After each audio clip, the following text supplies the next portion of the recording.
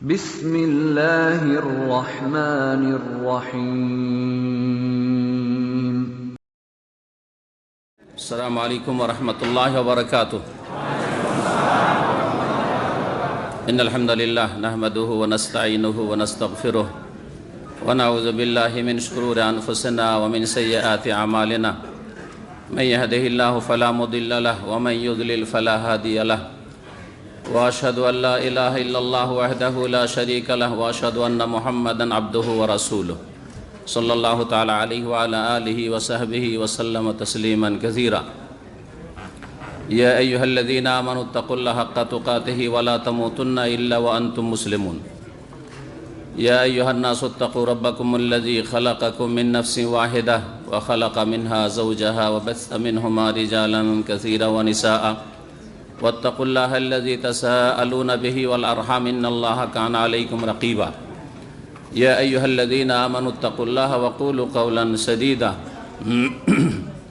ইউসলিহ লাকুম আমালাকুম ওয়া ইয়াগফির লাকুম যুনুবাকুম ওয়া মান ইউতি'ইল্লাহা ওয়া রাসূলাহু ফাকাদ ফাযা ফাওজান আযীমা। আম্মা বা'দ, ফাইন্না খায়রাল হাদীসি কিতাবুল্লাহ ওয়া খায়রাল হাদী হাদী মুহাম্মাদিন সাল্লাল্লাহু আলাইহি ওয়াসাল্লাম ওয়া শাররাল উমুরি মুহদাসাতুহা ওয়া কুল্লু মুহদাসাতিন বিদআহ ওয়া কুল্লু বিদআতিন দালালাহ ওয়া কুল্লু দালালাতিন ফিন্নার। আউযু বিল্লাহি মিনাশ শাইতানির রাজীম। ইয়া আইয়ুহাল্লাযীনা আমানু উদখুলু ফিস-সিলমি কাফা ওয়া লা তাত্তাবিউ খুতুওয়াতিশ শাইতান ইন্নাহু লাকুম আদুউম মুবিন। সুবহানাকা লা ইলমা লানা ইল্লা মা 'আল্লামতানা ইন্নাকা আনতাল আলীমুল হাকীম। রব্বি ইশরাহ লি সাদরি ওয়া ইয়াসসির লি আমরি ওয়াহলুল উকদাতাম মিন লিসানি ইয়াফকাহু কওলি। اللهم إنا نعوذ بك من زوال نعمتك وتحول عافيتك وفجاءة نقمتك وجميع سخطك.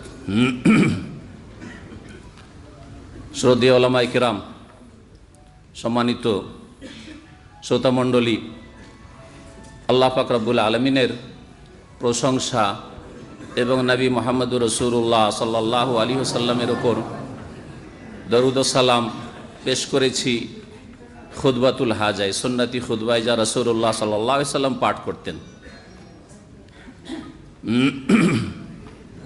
তারপরে আজকের এই বরকতপূর্ণ মাহফিলে জুমার দিনে আল্লাহ পাক রব্বুল আলামিন যে আমাদেরকে একত্রিত হওয়ার তৌফিক দান করেছেন, তার কথা, তার রাসূলের কথা শোনার জন্য, শোনাবার জন্য, এর জন্য আল্লাহ পাকের খাস শুকরিয়া আদায় করি। বলুন আলহামদুলিল্লাহ। এবং শুকরিয়া আদায় করি আপনাদের যারা অনেক কষ্ট করে, অনেক দূর দূরান্ত থেকে এখানে হাজির হয়েছেন আর কষ্ট করে বসে আছেন আসর পর থেকে, কারণ জায়গা এখানে হচ্ছে কম আর ভাইদের সংখ্যা অনেক বেশি, যার ফলে স্বাভাবিক কষ্ট হওয়া। মনে রাখবেন যে এ সমস্ত কষ্ট আল্লাহ পাক রব্বুল আলামিনের সন্তুষ্টির জন্য ইনশাআল্লাহ।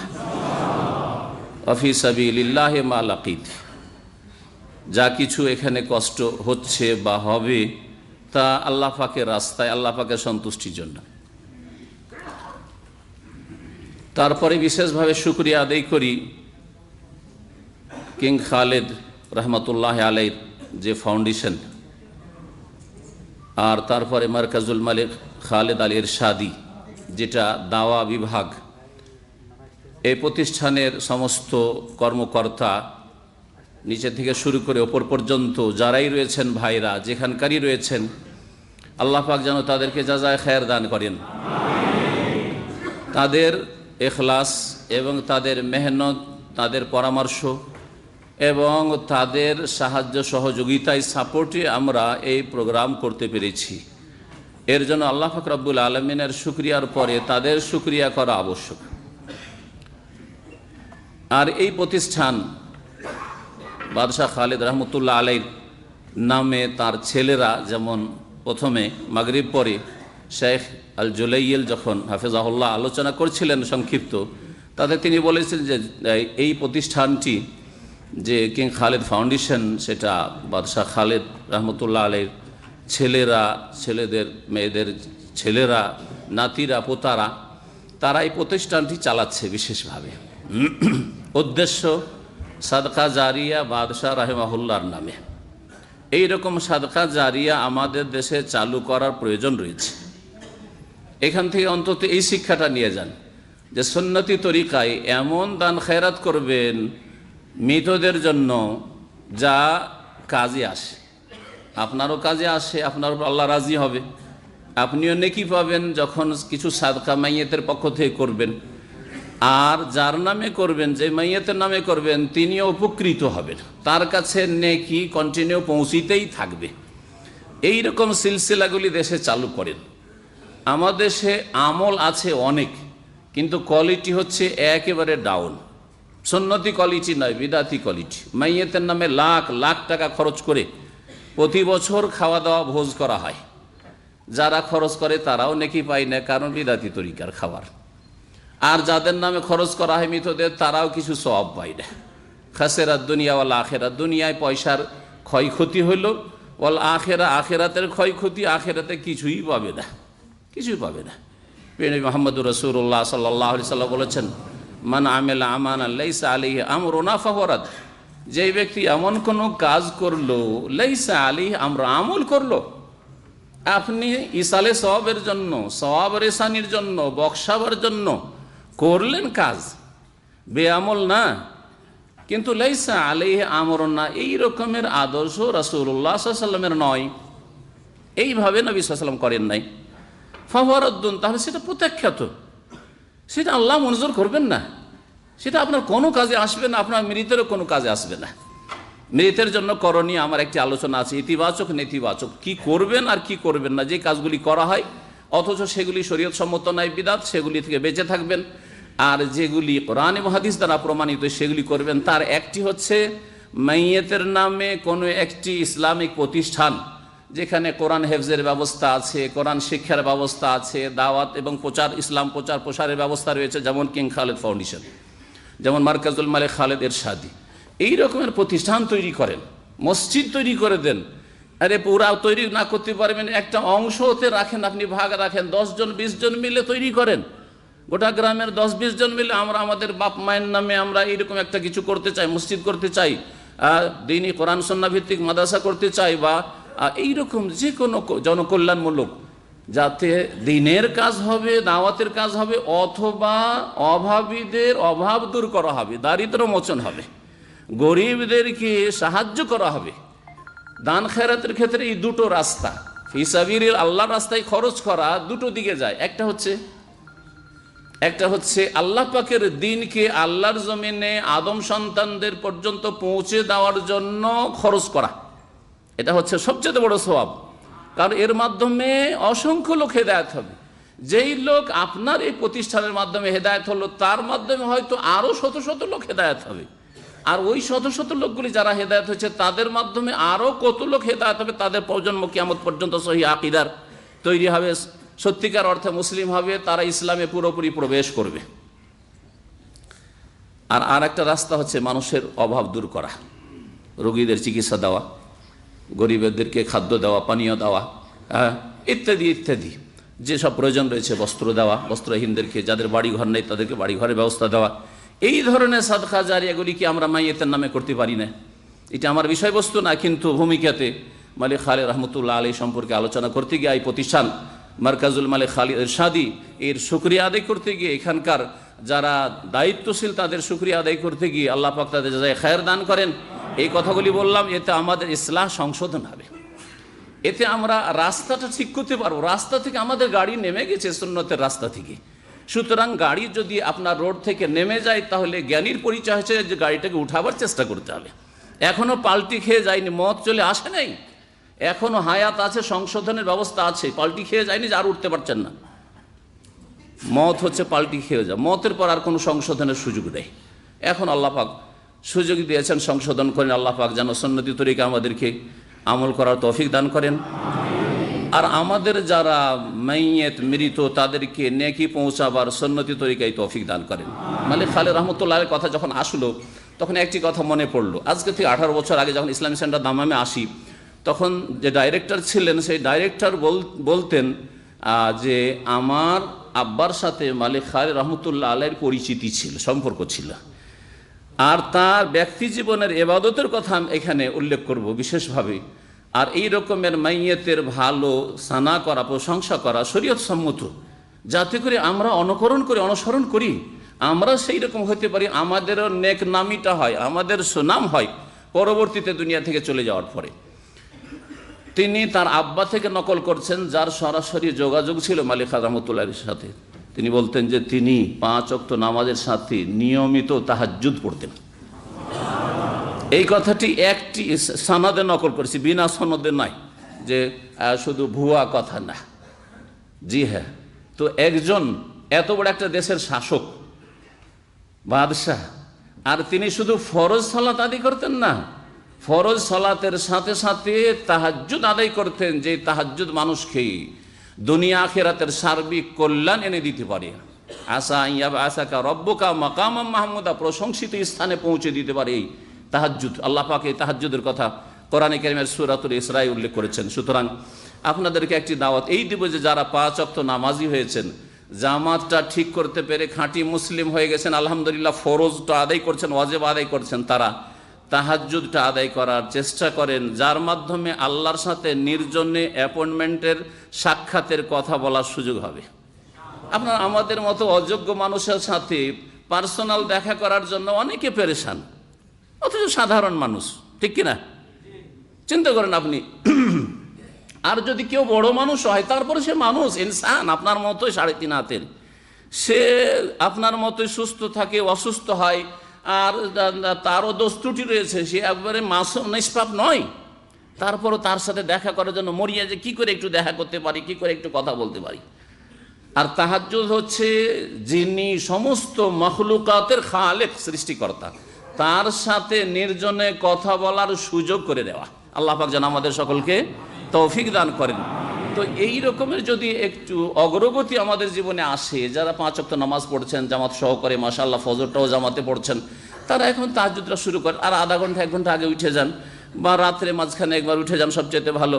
আর তারপরে তাহাজ্জুদ পড়ে একটু বিশ্রাম করে আবার ফজরের সালাতে হাজির হন। কিন্তু ফজরের সালাত যেন না ছুটে যায়, সুন্নত আদায় করতে গিয়ে ফরজ যেন না ছুটে যায়। আল্লাহ পাক যেন বুঝার তৌফিক দান করেন।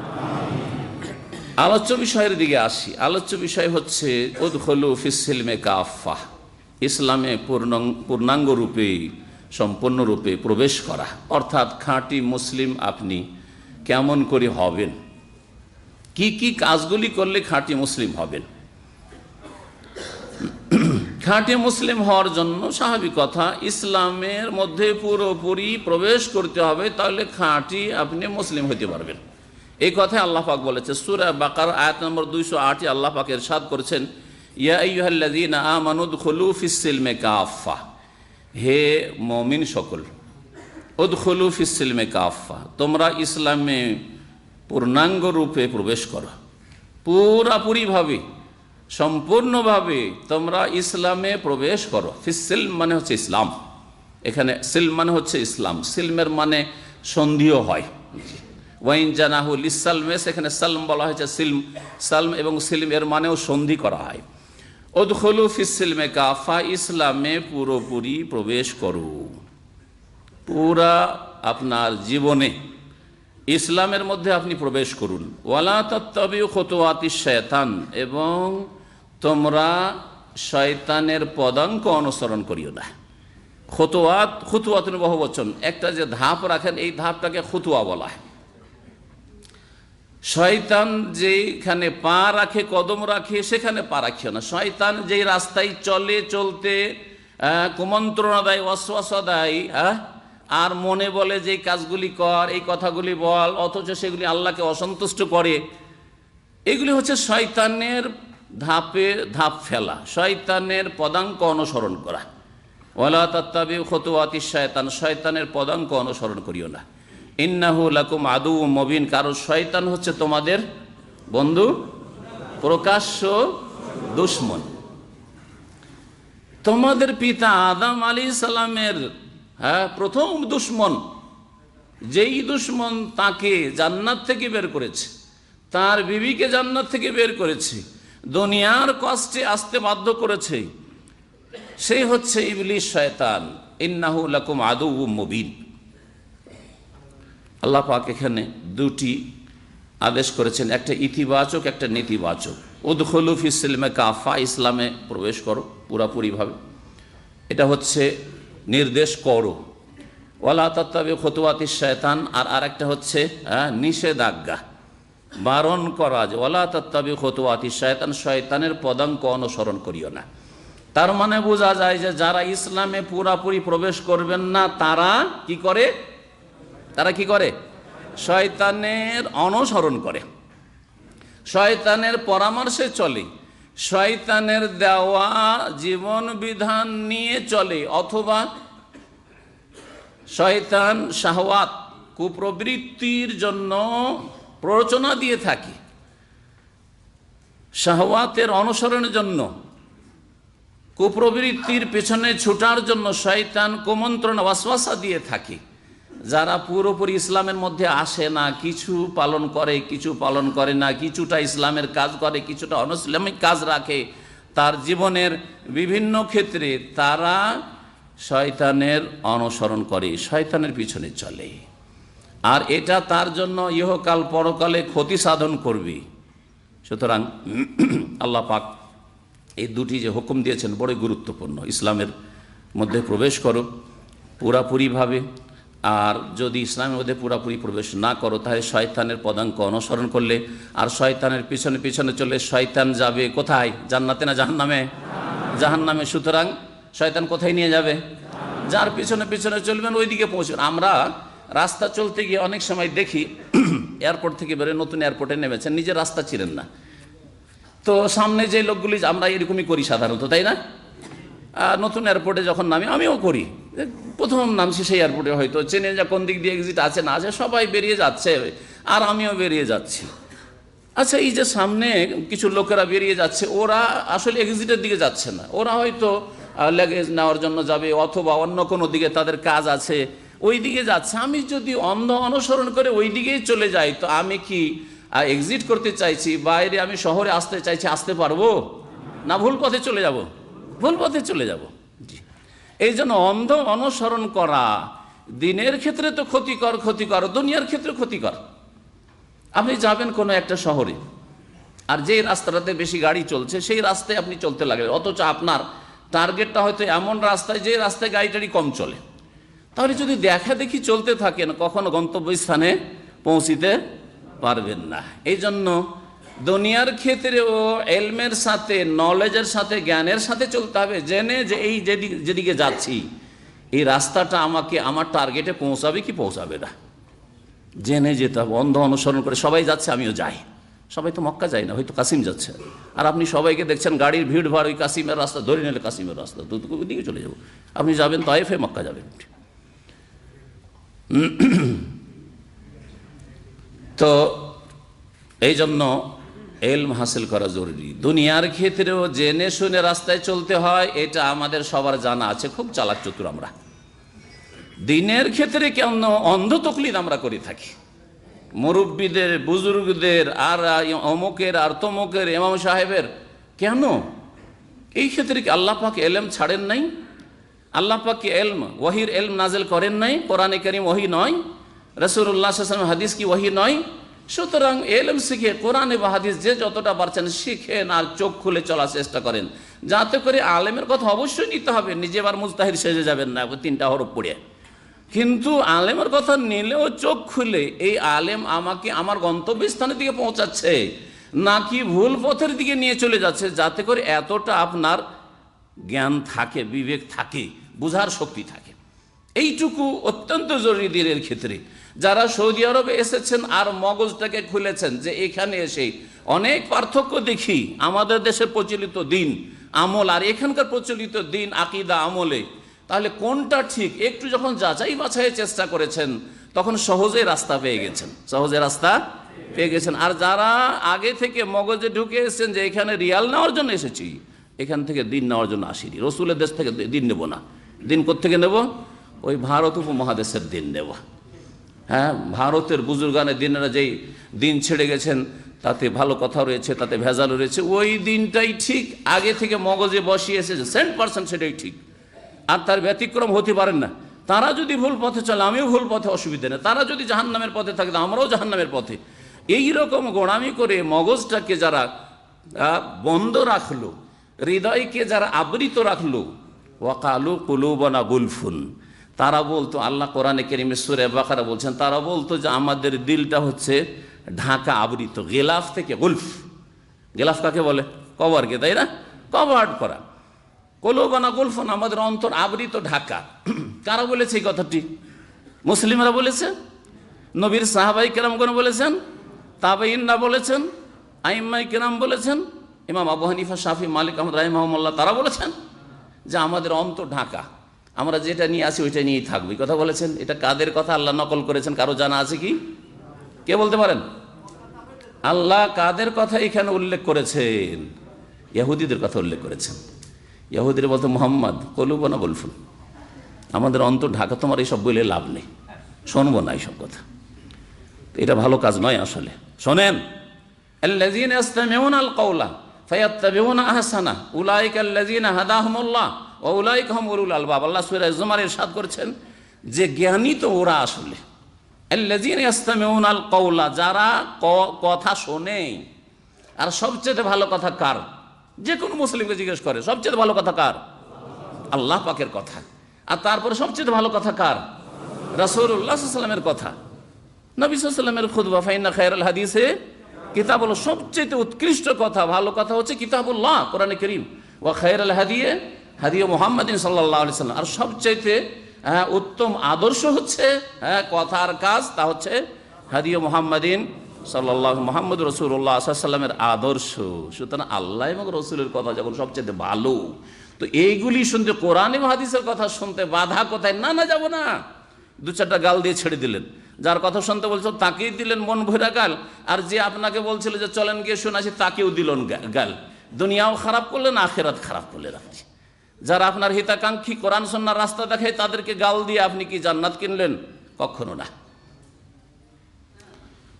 আল্লাযীনা ইসতামিউনাল কাওলা, জ্ঞানী তো ওরা যারা কথা শোনে মনোযোগ সহকারে। ইস্তেমা মানে মনোযোগ সহকারে শোনা। ফায়াত্তাবিউনা আহসানা, তারপরে যেটি ভালো কথা ফলো করে, অনুসরণ করে, ভালো কথাটা মেনে নেই। মানতে অসুবিধা কি? আমার বাপ বলেনি সেই জন্য মানব না। তো আমার বাপ তো বিদেশে আসেন, সৌদি আরবে আসেন, আমি কেন এসেছি? আপনি কেন এসছেন? অধিকাংশ লোকের বাপেরা এখানে সৌদি আরবে আসেন, কেন এসছেন? দুনিয়ার ক্ষেত্রে না, বাপের পাসপোর্ট ছিল না, আপনার পাসপোর্ট। বাপ বিদেশে আসেনি, আপনি বিদেশে। বাপ হজ করেন, আপনার হজ করা হয়ে গেছে। বিনা হজে দুনিয়া থেকে চলে গেছেন, আপনি হজ করছেন। হ্যাঁ, এগুলি করছেন। কিন্তু দিন শিখার ক্ষেত্রে বাপদাদা ধর্ম ছেড়ে দেবো? বাপদাদা ভুল করেছিল, আরে বাপদাদা এতদিন এগুলো করে এলো আর এখন ছেড়ে দেবো? এই ক্ষেত্রে কেন এইরকম অল্প বুদ্ধির পরিচয় দিচ্ছেন বা নির্বুদ্ধিতার পরিচয় দিচ্ছেন? জ্ঞানী হন। আল্লাহ পাক বলছেন ভালো কথা অনুসরণ করে শোনার পরে, উলাইকাল্লাযীনা হাদাহুমুল্লাহ, ওদেরকে আল্লাহ সহি রাস্তা দেখান। আল্লাহ পাকের কথা, সুবহানাল্লাহ। হাড়ে হাড়ে আপনি যদি আপনার সেন্স থাকে, তাহলে আপনি অনুভব করবেন যে আল্লাহর কথা কত সত্য। যারা শোনে আর শোনার পরে ভালো কথা অনুসরণ করে, উলাইকাল্লাযীনা হাদাহুমুল্লাহ, আল্লাহ তাদেরকে হেদায়েত দান করেন। ওয়া উলাইকা হুম উলুল আলবাব, আর ওরাই হচ্ছে জ্ঞানী ব্যক্তি। ওরা হচ্ছে জ্ঞানীর পরিচয় হচ্ছে যে শোনেন। আল্লাহ আপনাকে বিবেক বিবেচনা দিয়েছেন, শোনার পরে আপনি যদি ভালো লাগে, কোরআন হাদিসের কথা লাগে, আল্লাহ এবং রাসূল ভালো লাগে, মানে আপনার মন মেজাজের ওপর না, ছেড়ে দিন না আবার। হ্যাঁ, কারণ মন মেজাজে শয়তান ঢুকে আছে, অশোষা দিচ্ছে।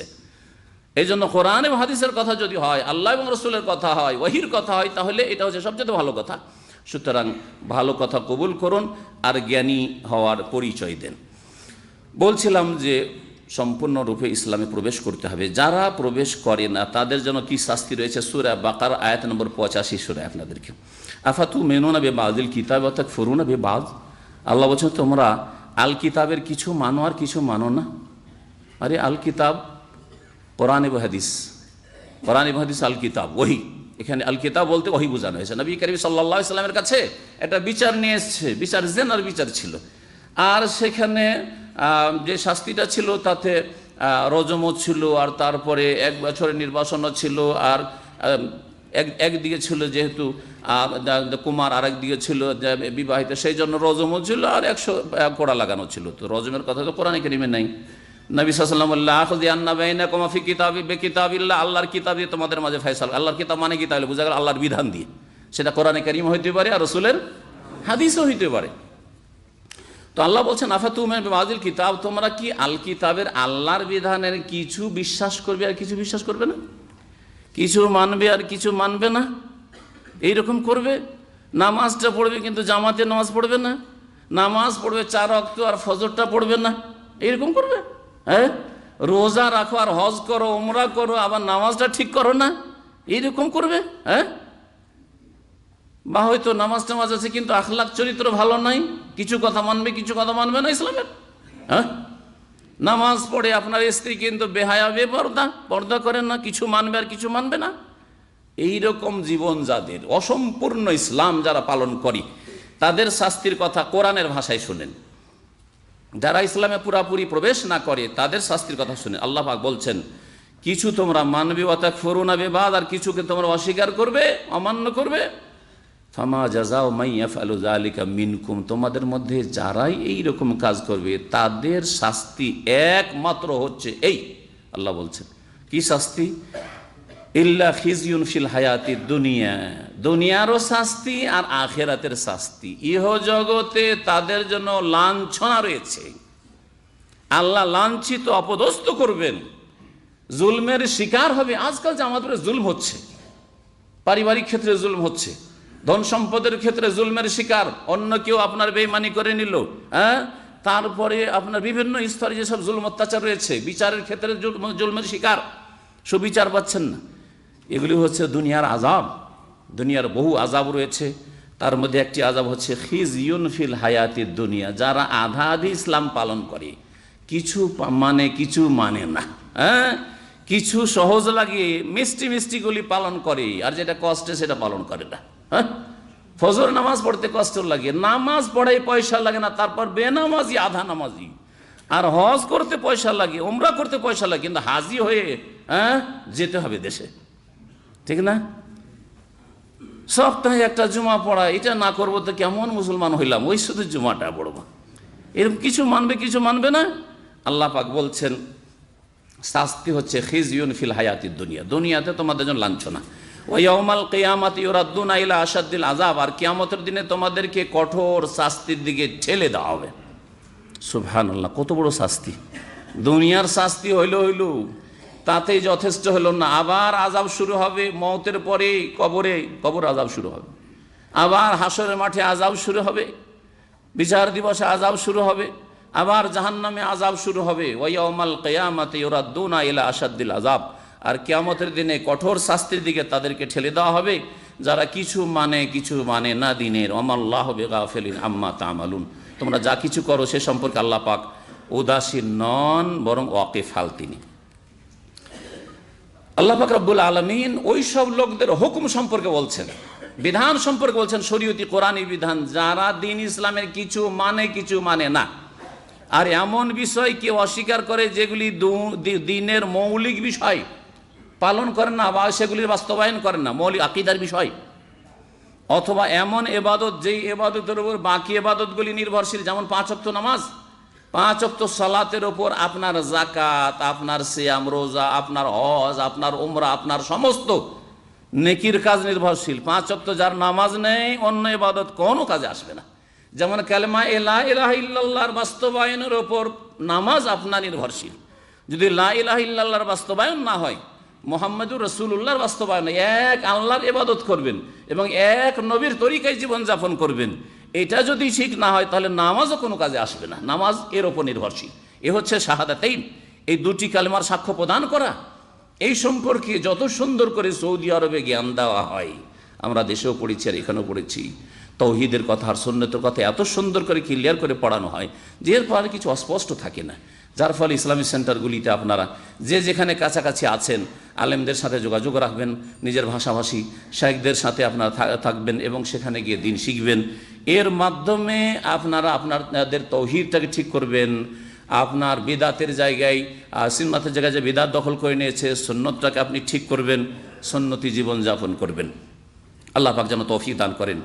আল্লাহ পাক ইরশাদ করেছে, ইন্নাল্লাযীনা ইয়াকফুরুনা বিল্লাহি ওয়া রাসূলিহি, যারা আল্লাহর সাথে কুফরি করে আর তার রাসূলগণের সাথে কুফরি করে, ওয়া ইউরিদুনা ইউফাররিকু বাইনাল্লাহি ওয়া রাসূলিহি, আর তারা চায় যে আমরা আল্লাহ এবং রাসূলগণের মাঝে পার্থক্য করব, আল্লাহর কথা মানব, রসুলের কথা মানব না। যেমন ভারত, বাংলাদেশ, পাকিস্তানে কাদিয়ানি একটি ফিরকা রয়েছে, অমুসলিম ফিরকা, মুসলিম নয় এরা, যারা নিজেদেরকে আহমদি বলে ধোকা দেয়।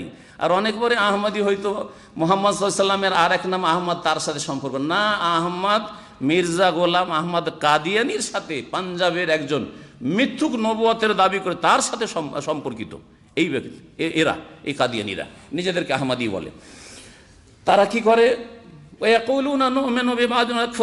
তারা বলে কিছু মানবো কিছু মানবো না। আল্লাহ এবং রসুলের মাঝে পার্থক্য, কোরআনের কথা না, আহলে কোরআন ভুল বলছি, আহলে কোরআনের কথা বলি আর কাদিয়ানি, দুটি দলের কথা বলি। যখন কাদিয়ানের কথা চলে এসছে, কাদিয়ানিরা কি করে, আল্লাহর ইবাদতটা তো মানে, কিন্তু শেষ রাসূল হিসাবে মুহাম্মদ সাল্লাল্লাহু আলাইহি সাল্লামকে মানে না।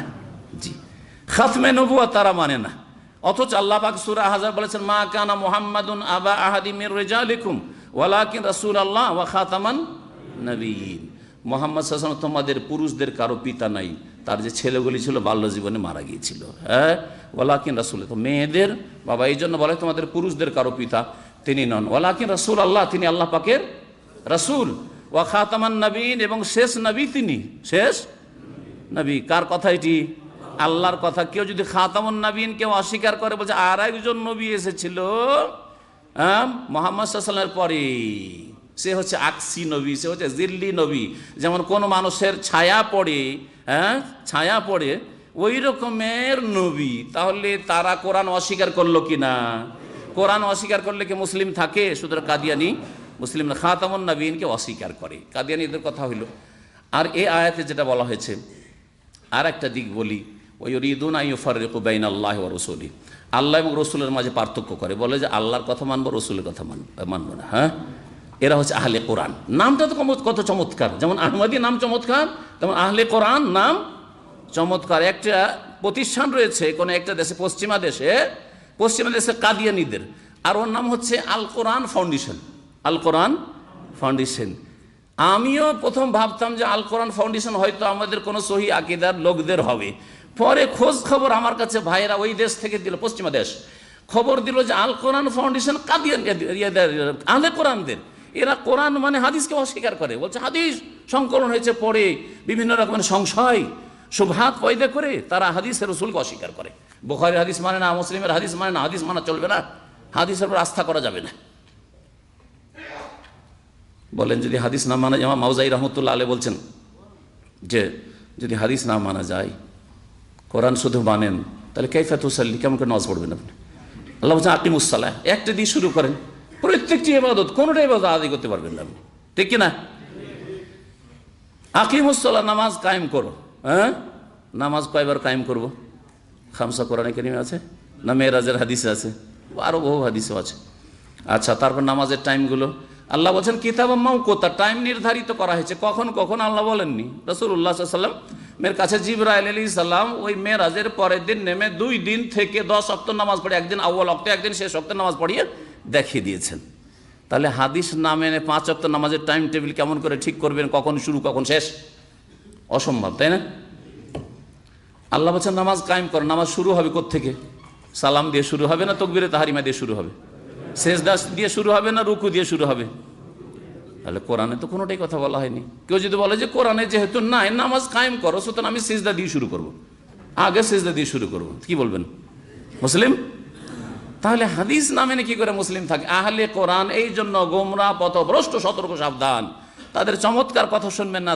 তারা শুবহাত, সংশয় রোগে আক্রান্ত হয়েছে। মানুষ ধ্বংস হয় 2টো রোগের কারণে, দ্বীনের ক্ষেত্রে, ঈমানের ক্ষেত্রে, ইসলামের ক্ষেত্রে ধ্বংস হয়। আর জাহান্নামের ইন্ধন হয় 2টো রোগের কারণে, একটি হচ্ছে মারাজুস শাহওয়াত, আর একটি হচ্ছে মারাজুস শুবহাত। এই 2 রোগের কথা, 2 ব্যাধির কথা আল্লাহ কোরআনে কারীমের একাধিক আয়াতে উল্লেখ করেছেন। ফি কুলুবিহিম মারাদ, তাদের অন্তর রোগ রয়েছে, তাদের রোগের কথা। অন্তরের রোগ, কোন রোগ? মুনাফিকদের অন্তরে সন্দেহের রোগ, সংশয়ের রোগ ছিল। এইরকম আহলে কোরআন আর কাদিয়ানি এইরকম গোমরাহ যতগুলি ফিরকা, আল্লাহকে সরাসরি পাওয়া যাবে না। আল্লাহকে পেতে হলে সিঁড়ি লাগবে, আর সিঁড়ি হচ্ছে পীর, সুতরাং পীরের মুরিদ হইতে হবে, তাই না? কত সুন্দর যুক্তি। সংশয়, এগুলি শুবহাত শয়তান পয়দা করেছে, এগুলো শয়তানের ওহী, এগুলো কোরআনে কারীমের ওহী না, রাসূলের হাদিসের ওহী না। জি, এইভাবে যারা শুবহাত সংশয়ের ব্যাধিতে আক্রান্ত হয়েছে, তারা আকীদা নষ্ট করেছে, তারা শিরকে লিপ্ত হয়েছে, বেদাতে লিপ্ত হয়েছে, অথবা খারেজি হয়েছে, চরমপন্থী হয়ে মুসলিমদেরকে খুন করাকে মনে করছে যে জিহাদ করছি। আউযুবিল্লাহ, মুসলিম খুন করা জিহাদ?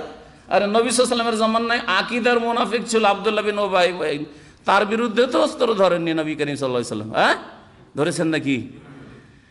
বরং কয়েকবার করে সাহাবী, কখনো ওমর, কখনো খালিদ বিন ওয়ালিদ বলেছেন যে দানি ইয়া রাসূল আযরিব আনহু কাহাজাল মুনাফিক, ইয়া রাসূলুল্লাহ আমাকে শুধু ছেড়ে দেন, হ্যাঁ এর গলাটা উড়িয়ে দিচ্ছি, গর্দন উড়িয়ে দিচ্ছি। ঠিক না? কি বলেছিলেন নবী সাল্লাল্লাহু আলাইহি ওয়াসাল্লাম? লা লা লি আল্লাহ ইয়াতাহাদ্দাসান নাস আন্না মুহাম্মাদান ইয়াকতুলু আসহাবা, যাতে করে লোকেরা এই গুজব না ছড়ায় যে মুহাম্মদ তার সাথী সঙ্গীদেরকে ধরে ধরে খুন করছে। বোঝা গেছে কথা?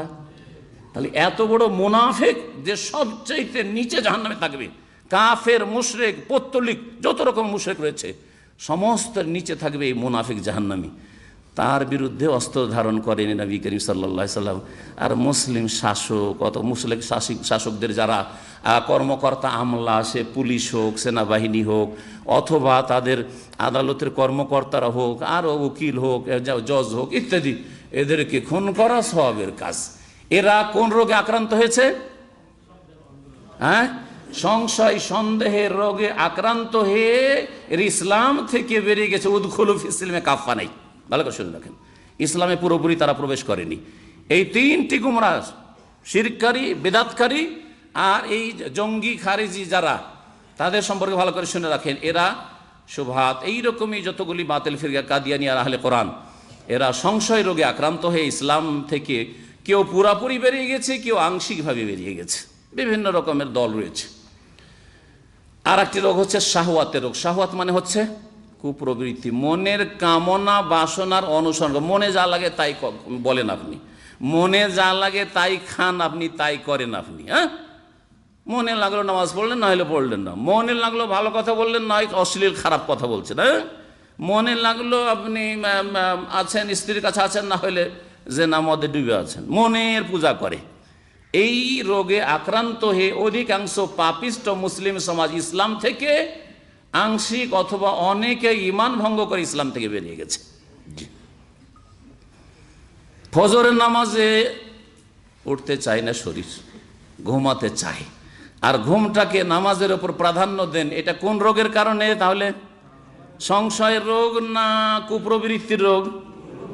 হ্যাঁ, শাহওয়াত, মনের চাহিদা। মনের চাহিদা, শুইতে চাইছে মনটা, হ্যাঁ, শরীরটাকে আরাম দিতে চাইছেন দুনিয়ায়, কিন্তু আখেরাতে জাহান্নামে শরীরটা যাবে এই চিন্তা আপনার নাই। একটু চিন্তা করুন, একটু চিন্তা করুন, আপনি একটু দূরদর্শিতা নিয়ে আসুন। হ্যাঁ, দূর থেকে একটু চিন্তা করুন যে এখন আমি 10 থেকে 15 মিনিট একটু বেশি শুইতে পাবো, কিন্তু আমার এই শরীরটা জাহান্নামে যে জ্বলবে, এই কথা যদি আপনার ঈমান থাকে, বিশ্বাস থাকে, আর এই চিন্তা চেতনা থাকে, তাহলে আপনাকে জাগাবার জন্য কোনো মানুষের প্রয়োজন নেই। আপনি নিজেই জাগবেন, অন্যদেরকে জাগাবেন ফজরের জন্য। আল্লাহ পাক যেন তৌফিক দান করেন। তো আল্লাহ পাক বলছেন যে যারা আল্লাহ এবং রসুলের মাঝে পার্থক্য করে, ওয়ায়াকুলুনা নুমিনু বিবাদ ওয়া নাকফুরু বিবাদ, আর বলে যে আমরা কিছু মানবো কিছু মানবো না, কিছু মানবো কিছু মানবো না। বিভিন্ন স্তরের লোকেরা রয়েছে, যেটা ভালো লাগে সেটা মানে, যেটা ভালো লাগে না মানে, মনে ধরে মানে, না হয় মানে না। ওয়ায়ুরিদুনা আন ইয়াত্তাখিযু বাইনা যালিকা সাবিলা, আর তারা মাঝামাঝি একটা পথ অবলম্বন করতে চায়। আজকাল যেমন যারা ইসলামের সংস্করণ করতে চায়, যে ইসলামে যে দণ্ডবিধান আছে চোরের হাত কাটা, এটা ওই যুগের ছিল। হ্যাঁ, এটা এই বর্বরতা যুগের, এইগুলো এই যুগে চলবে না, সভ্য যুগে চলবে না। বোঝা গেছে? জেনাকারী শাস্তি দেওয়া, না না না, এসব চলবে না, এইসব। হ্যাঁ, এটা মানবতা বিরোধী কাজ।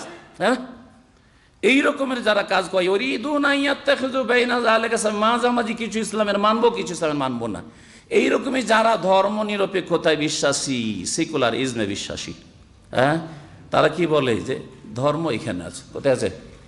এখানে ধর্ম আছে। একটা কথা তাদের, আর একটা কথা, ধর্ম ব্যক্তি জীবনের সাথে সম্পর্কিত। আপনি আপনার নামাজ পড়বেন, আপনি আপনার স্ত্রীকে নামাজের জন্য চাপ দিবেন, আবার ওর ইচ্ছা, ওর ব্যক্তি স্বাধীনতা আছে, ধর্মীয় স্বাধীনতা আছে, ও পড়লো না হয় না পড়লো। আর আপনি পর্দাকে বিশ্বাস করেন, আপনার স্ত্রী পর্দা মনে হলে করবে না হয় না করবে, ওর উপর চাপ সৃষ্টি কেন করবেন? হ্যাঁ, তার মানে পরিবারে ইসলাম নেই, সমাজে ইসলাম নেই, অর্থনীতিতে ইসলাম নেই, হ্যাঁ, কোনো ক্ষেত্রে ইসলাম নেই। ইসলাম শুধু এই অন্তরে আছে, আর কোথায় আছে? আর ব্যক্তি জীবনের আমলগুলি করেন। একা একা হজ করেন, প্রতি বছর হজ করছে।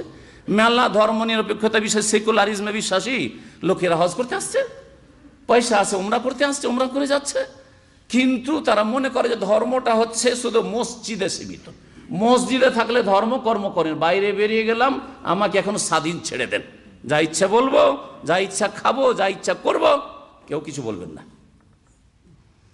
এটা ইসলাম থেকে বেরিয়ে যাওয়া, কিছু ইসলামে থাকা, কিছু ইসলামে না থাকা, এটা হচ্ছে শয়তানের পদাঙ্ক অনুসরণ করা।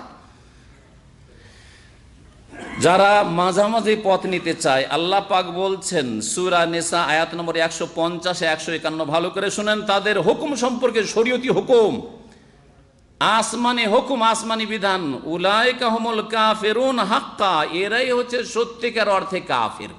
যারা অস্বীকার করবে যে আমরা ইসলামের ব্যক্তি জীবনটা মানি, ব্যক্তি জীবনে নামাজ মানি, রোজা মানি, হজ মানি, জাকাত মানি, কিন্তু সুদ হারাম মানি না, সুদি কারবার থেকে আমি বাঁচবো না, হ্যাঁ, ঘুষ এটা আমার ইনকাম সোর্স, হ্যাঁ, এই দিয়ে আমার রুজি রেজিকি বাড়ছে, বুঝা গেছে, মানি না। তারপর সামাজিক সালিস বিচারের ক্ষেত্রে আমাদের দেশে মাতবররা, না না, এখানে হুজুররা আবার কেন বিচার করবে, আমরা সমাজপতিরা বিচার করবো, অন-ইসলামী বিচার। জি, যারা কোরআনের কারিমের বিচার নেই না, কিছু নেই, কিছু নেই, এই নেই না, এইরকম যারা করে যে কোনো ক্ষেত্রে, আল্লাহ বলছেন যে এরা হচ্ছে সত্যিকার অর্থে কাফের। ঢালাহারে সবাইকে কাফের বলছি না, নাম ধরে ধরে বলিনি, এটা হচ্ছে নির্দিষ্ট করে কাফের বলা কোনো মুসলিমকে জায়েজ নাই। কিন্তু যারা অস্বীকার করবে ইসলামের কোনো কিছুকে, যে এটা আমরা মানি না বা এগুলি আমরা বিশ্বাস করি না, আল্লাহ বলছেন উলাইকা হুমুল কাফিরুন হাক্কা, এরাই হচ্ছে সত্যিকার অর্থে কাফের। ওয়া আতাদনা লিল কাফিরিনা আযাবাম মুহিনা, আর কাফেরদের জন্য আমি লাঞ্ছনা করা শাস্তি তৈরি করে রেখেছি। আমার আওয়াজ কয়েক সপ্তাহ থেকে খারাপ, দোয়া করবেন আল্লাহ যেন শেফা দান করেন। অ্যালার্জির সমস্যা, আল্লাহ আল্লাহ করে প্রোগ্রামে এসছি, এবং এই প্রোগ্রামে বলি তার সাথে চলে প্রোগ্রামের শুরুতে বলা উচিত ছিল যে শেখ হাশেমের বক্তব্য আসর পর হয়েছে, মাগরিব পর হয়েছে, এতে ফরজ আদায় হয়ে গেছে। কি হয়েছে? ফরজ আদায় হয়ে গেছে। এখন ফরজের পরে কি করেন আপনারা? সুন্নাত নামাজ পড়ে, নয় নফল পড়ে না। আবার কেউ কেউ এসা পরে 17 রাকাত লম্বা পড়তেই থাকেন। এত লম্বা নফল আমাদের নেই, আবার এত লম্বা নফল নেই।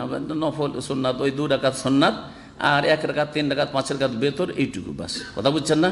তো অতটুকু নফল শুধু হবে। আপনার 17 রাকাতের নফল যদি বলে দিই, তাহলে রাত 12টা একটা পার হয়ে যাবে। তো ভয় আপনারা ভীত হয়ে যাবে যে কী যে করি, হাসলাম তাহলে যে শেখের নফল চলবে হয়তো ওই 17 রাকাত নফল পড়ার মতো। হ্যাঁ, কোরআনেও নেই, হাদিসে নেই 17 রাকাত নফল, আর এবার চাপিয়ে দিলেন পড়তেই হবে 17 রাকাত নামাজ। আর এই ভয়, একজন মেডিকেল ডাক্তার MBBS আমাকে বলছে যে আমি ইন্ডিয়ার লোক, বলছে যে আমি দেশে কোনোদিন এশার নামাজ পড়তাম না। কেন এশার নামাজ পড়তেন না? বলছে যে 17 শুই না আমি ঘাবড়িয়ে গেছি, 17 পড়তে পারবো না, আমি পড়বো না। তাহলে এর গুনাহটা কে উঠাবে বলেন? বিদাতি মোল্লা উঠাবে কি উঠাবে না? যদি কোরআন হাদিসের কথা বলতো 4 রাকাত ফরজ, মুসলিম থাকলে 4 পড়তেই হবে। মুসলিম থাকলে কি করতে হবে? 4 মাস পড়তে হবে। আর নবীর সুন্নতের অনুসরণ করে যদি জান্নাতি স্পেশাল ঘর নিতে চাও, তাহলে 2 সুন্নাতে মুআক্কাদা বা রাতে বা পড়বে। সুন্নাতে রাতে বলে এটা বেশি ভালো। আর বেতরটার বড় তাগিদ রয়েছে। বেতর 1 রাকাত পড়লেও চলে, 3, 5, 7, 9 যা পড়বেন তাই পড়েন, কিন্তু 1 পড়লেও চলে। তাহলে একই যখন চলে, তো কতটা নামাজ পড়লে এর সাথে চলে? 7 রাকাত পড়লেই চলে। তাহলে 10-এর নফল কেন চাপিয়ে দিলেন? আমিও যদি ওই রকম 10-এর নফল এখন চাপিয়ে দিই, তাহলে কি সকাল পর্যন্ত আপনার এখান থেকে যেতে পাবেন? ডিউটি কী করে করবেন সকালে? আমি অত নফল চাপাবো না, কারণ আমি ওইসব বিদাতের অনুসরণ করি না। কথা বোঝা গেছে? 1 ঘন্টার নফল, তার মধ্যে মনে হয় বেশি টাইম চলেই গেল শুরুতেই। তো আল্লাহ পাক রব্বুল আলামিন তাহলে যারা ইসলামের কিছু মানে কিছু মানে না, তাদের সম্পর্কে বলেছেন যে এরা সত্যিকার অর্থে কাফের, যদি অস্বীকার করে। অস্বীকার না করে কিছু বিষয় রয়েছে যেগুলি হয়তো অবহেলা করে, তাহলে ফাঁসে গুনাহগার হবে। ইসলামে থাকলো কিন্তু কিছু থাকলো, কিছু থাকলো না, কিছুটা থাকলো, কিছুটা থাকলো না।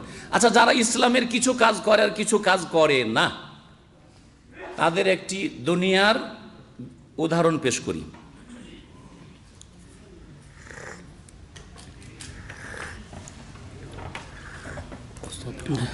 সামনে দিতে হবে।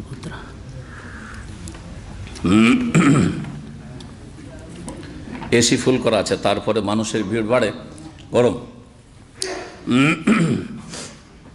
দুনিয়ার একটি উদাহরণ শোনেন, তাহলে বুঝতে পারবেন। কারণ আল্লাহ পাক কোরআনে কারীমে ওয়াতিলকাল আমসালু নাদরিবুহা লিন-নাসি লাআল্লাহুম ইয়াতাফাক্কারুন, আমসাল কোরআনে কারীম আল্লাহ পাক দৃষ্টান্ত, এক্সাম্পল বর্ণনা করেছেন।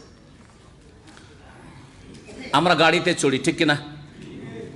গাড়িতে চড়ে কিছু ভদ্রলোকেরা আছে যারা হাত বের করে থাকে, গ্লাস ফেলে দিয়ে কি করে থাকে, হাত বের করে হাওয়া খায়, এইদিকে ডান দিকে বাম দিকে পেছন দিকে। কিছু লোক আছে এমন ভদ্রলোক, ছেলে মেয়েদেরকে কিছু নিষেধ করবে না। ছেলেমেয়েরা পিছনে গাড়িতে চড়ে আছে, অর্ধেক শরীর বের করে রেখেছে, এইদিকে অর্ধেক শরীর বের করে, দেখেছেন না এরকম দৃশ্য? হ্যাঁ হ্যাঁ, এরা বড় ভদ্রলোক, বলছে ছেলে মেয়েরা নিজেরাই শিখে নেবে, শিখাবার দরকার নেই।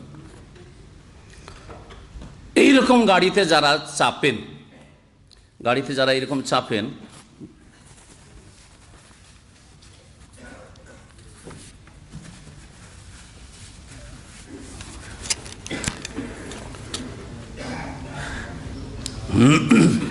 যারা গাড়িতে চাপেন কিন্তু শরীরে কিছু অংশ বের করে রাখেন, তাদের পরিণামটা কি বলেন? সহি সালামত বাড়িতে পৌঁছবে না ঝুঁকি আছে, রিস্ক আছে? রিস্ক আছে, রিস্ক আছে কিনা?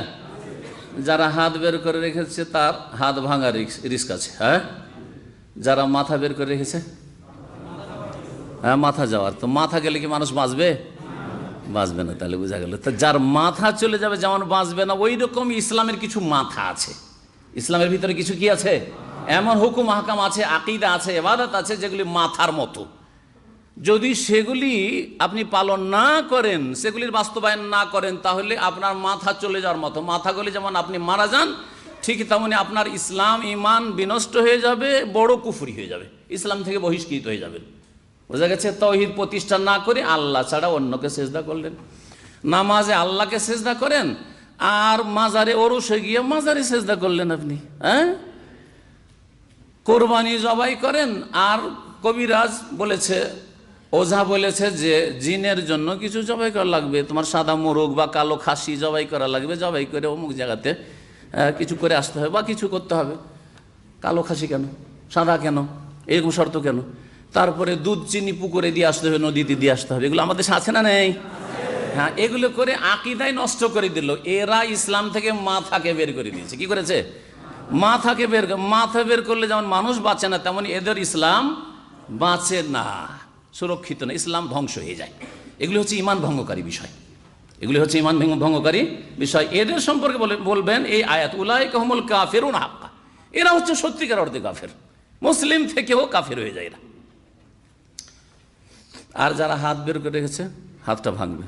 কেউ যদি পা বের করে রাখে, পা ভাঙবে, ঠিক না? জি, তো ওই রকমই অবস্থা। আচ্ছা, হাত ভাঙা পা ভাঙা ইসলামের ক্ষেত্রে কেমন?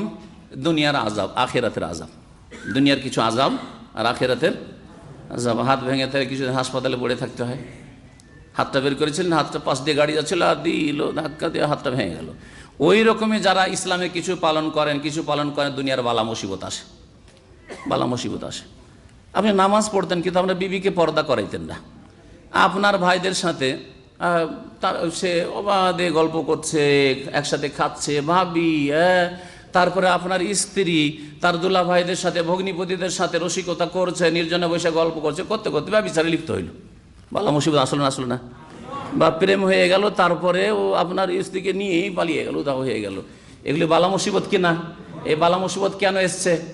ওই ইসলামের গাড়ি থেকে হাত বের করে দিয়েছেন ওই জন্য, বা পা বের করে দিয়েছেন ওই জন্য। হাত ভেঙেছে, পা ভেঙেছে। জি হ্যাঁ, বুঝতে পারছেন? এবার এখন ইসলামে পুরোপুরি প্রবেশ করবেন, আর না কিছুটা ঢুকবেন ইসলামের মধ্যে, আর কিছুটা বেরিয়ে থাকবেন। জ্ঞানী মানুষ নিজেরাই চিন্তা করুন। আল্লাহ পাক যেন বোঝার তৌফিক দান করেন। আমার আলোচনা কিন্তু প্রায় শেষ হয়ে গেছে, তাই না? যদি বুঝেন তো আসল আলোচনা হয়ে গেছে। এইভাবে যদি জীবনযাপন, কোনটা আপনি ভালো মনে করছেন? আপনি সুরক্ষিত হেফাজতে থাকতে চান, সহি সালামত থাকতে চান, নাকি আপনি ঝুঁকিতে রিস্কে থাকতে চান? আপনি নিজেই চিন্তা করুন।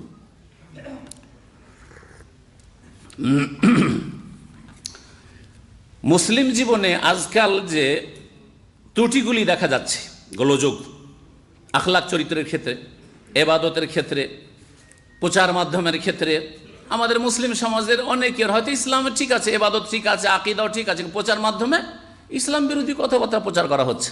ইসলাম থেকে আংশিক বেরিয়ে যাওয়া নয়। যেমন 5 ওয়াক্ত নামাজ পড়ে, সব কিছুই করে, কিন্তু মুসলিমদের প্রচার মাধ্যমে বহু বিবাহের বিরুদ্ধে বলা হচ্ছে। বোঝা গেছে? বড় জুলম, অত্যাচার, বহু বিবাহ ইসলামে। এইরকমই ইসলামের বেশ কিছু বিধিবিধান সম্পর্কে হয়তো এমন কিছু ক্রিটিসাইজ করা হচ্ছে। তাহলে আমাদের যে প্রচার মাধ্যম মিডিয়া, সেটা ইসলামিক নয়। আমাদের জীবনে, ব্যক্তি জীবনে ইসলাম থাকলেও মিডিয়াতে অনেক ক্ষেত্রে ইসলাম নেই। তো পূর্ণরূপে আমরা ওই ক্ষেত্রে ইসলামের মধ্যে প্রবেশ করি নাই, যার ফলে বালা মুসিবত দেশে, সমাজে, পরিবারে। অর্থনীতিতে অনেকের নামাজ ঠিক আছে, হজ ঠিক আছে, ইবাদত বন্দেগী ঠিক আছে, আকীদা ঠিক আছে, কিন্তু অর্থনীতি ঠিক নাই। সিনেমার ব্যবসা, হারাম ব্যবসা, বিজনেস, বাকাল্লা, মুদিখানার দোকান, যাতে সিগারেট আর বিড়ি বিক্রি করছেন, বিড়ি কোম্পানি, বড় বড় বিড়ি কোম্পানি, পশ্চিমবঙ্গে বড় বড় বিড়ি কোম্পানিগুলি সবগুলি মুসলিম কোম্পানি। আর তাদের অনেকে নামাজি, অনেকে বড় বড় মাদ্রাসা চালাচ্ছে, তো নেকির কাজ করছে তারা, কিন্তু তারা আংশিকভাবে ইসলাম থেকে বেরিয়ে আছে, যার ফলে দুনিয়ার বালা মুসিবত আসতে পারে অথবা আখিরাতের বালা মুসিবত, যে কোনো ব্যক্তির ক্ষেত্রে, সমাজের ক্ষেত্রে। অর্থনীতির ক্ষেত্রে ইসলাম পালন করে না। ঘুষখোর অফিসার, সুদখোর পুঁজিপতি, সুদের ওপর টাকা নিয়ে বিদেশে এসছেন। গত সপ্তাহে, গত জুমাতে এক ভাই দেখা করতে এসেছে, মাদ্রাসা ফারেক। সুবহানাল্লাহ, কত অজ্ঞত আমাদের দেশে, মাদ্রাসা, কওমি মাদ্রাসা ফারেক। আর সুদের ওপর টাকা নিয়ে, স্ত্রীর অলংকারগুলি বন্ধক রেখে সুদের ওপর টাকা নিয়ে সৌদি আরব এসছে। বলেন দেখি, কেমন ইসলাম পালন করলেন? দাঁড়িয়ে আছে, দাঁড়িয়ে আছে, হাফেজে কোরআন, মাদ্রাসা পড়েছে, 5 ওয়াক্ত নামাজ পড়ে, কিন্তু সুদ। বলেন, যেই ব্যক্তি সুদ খায় বা খাওয়ায়, যারা সুদের সাথে সংশ্লিষ্ট, তাদের ওপর রাসূলুল্লাহর অভিসম্পাত লানত আছে না নেই? জানা আছে। তাহলে তো আল্লাহ এবং রাসূলের লানত নিচ্ছেন, অভিশাপ, রহমত থেকে বঞ্চিত করা হচ্ছে আপনাকে, বদদুয়া দিচ্ছেন নবী করিম সাল্লাল্লাহু আলাইহি ওয়াসাল্লাম, আল্লাহ লানত হচ্ছে। তারপরে কোরআনের ভাষায় আল্লাহ বলেছে, যারা সুদের সাথে জড়িত, তারা আল্লাহ এবং রাসূলের পক্ষ থেকে যেন যুদ্ধের ঘোষণার কথা শুনে নেই। ফাইন লাম তাফআলু ফাযানু বিহারবি মিনাল্লাহি ওয়া রাসূলিহি। তোমরা যদি সুদি কারবার না ছাড়ো, সুদি কারবার না ছাড়ো, সুদ খাওয়া না ছাড়ো, সুদের উপর টাকা নেওয়া না ছাড়ো, সুদের উপর টাকা নিয়ে, লোন নিয়ে আপনি বাড়ি করছেন, গাড়ি করছেন, ব্যবসা বাণিজ্য বাড়াচ্ছেন, আপনাকে কোটি কোটি টাকার বা লাখ লাখ টাকার ব্যবসা করতে হবে, আপনি 10,000 টাকার মালিক, 10,000 টাকা দিয়ে ব্যবসা করেন। সুদের ওপর টাকা নিয়ে বা যে কোনো হারাম উপার্জন করে অথবা হারাম ব্যবসা বাণিজ্যে জড়িত, বলেন, যারা সুদ খায় তাদের সম্পর্কে আল্লাহ বলছেন, ফাযানু বিহারবি মিনাল্লাহি ওয়া রাসূলি, আল্লাহর পক্ষ থেকে এবং তাঁর রাসূল সাল্লাল্লাহু আলাইহি ওয়াসাল্লামের পক্ষ থেকে যুদ্ধের ঘোষণা শুনে নাও। আল্লাহ যদি যুদ্ধের ঘোষণা করেন, তাহলে তার সর্বনাশের শেষ আছে? ধ্বংসের শেষ আছে? তার কোনো কল্যাণ আছে? বলেন তো দেখি। আরে মানুষের একটা শক্তির যদি যুদ্ধের ঘোষণা হয়, তো দেশের 12টা বেজে যায়। তাহলে আল্লাহর পক্ষ থেকে যুদ্ধের ঘোষণা হয়। আল্লাহ পাক রব্বুল আলামিন যেন অর্থনীতি তো আমাদেরকে মুসলিম হওয়ার তৌফিক দান করেন। এইরকমই শিক্ষার ক্ষেত্রে, শিক্ষার ক্ষেত্রে শিক্ষা কাঠামো আমাদের দেশের যে রয়েছে, শিক্ষা কাঠামো ইসলামিক কাঠামো না। তাবাররুকের জন্য একটা ইসলামিক সাবজেক্ট, কিছুই শিখলো না ইসলাম সম্পর্কে। আর তাও ইসলামিক সাবজেক্টে বেদাতকে ইসলাম বলা হয়েছে, সুফিবাদকে ইসলাম বলা হচ্ছে। ইসলামিক স্টাডিজে যারা মাস্টার্সে লেখাপড়া, পিএইচডি করে, বড় বড় ইউনিভার্সিটি, আমাদের সাথী সঙ্গীরা, তারা লেখাপড়া করেছে,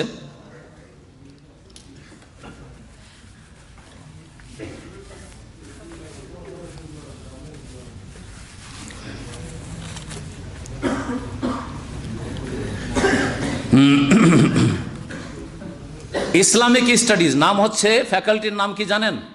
বিভাগের নাম হচ্ছে ইসলামিক স্টাডিজ, দেরাসাত ইসলামিয়া। ইসলামিক পড়াশোনা করা হয়, ইসলামের উপর গবেষণা করা হয়, সেখানে শিক্ষা দেওয়া হয় যে সুফিবাদ, ওয়াহদাতুল ওজুদ, আর হলুল, আর তাসাওরে শেখ, আর ফানার যেসব স্তর, ফানাফিল্লাহ, ফানাফির রসুল, আর ফানাফির শেখ, পীরে বিলীন হয়ে যাওয়া, তারপরে রসুলে বিলীন হওয়া, তারপরে আল্লাহ বিলীন হয়ে যাওয়া, এই সব আকিদাকে বলা হয় এগুলি হচ্ছে ইসলাম।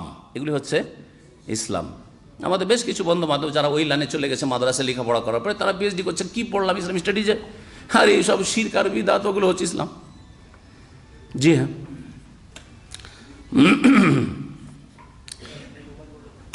ভারত, বাংলাদেশ, পাকিস্তান, ওই সব দেশের উপমহাদেশের প্রেক্ষাপটে বলছি। আলহামদুলিল্লাহ, সৌদি আরবে ক্লাস 1 থেকে শুরু করে পিএইচডি পর্যন্ত তাওহীদের লেখাপড়া করা হয়, সহি আকীদার লেখাপড়া করা হয়, সহি ইবাদত বন্দেগী শেখানো হয়। হ্যাঁ, ঠিক কিনা?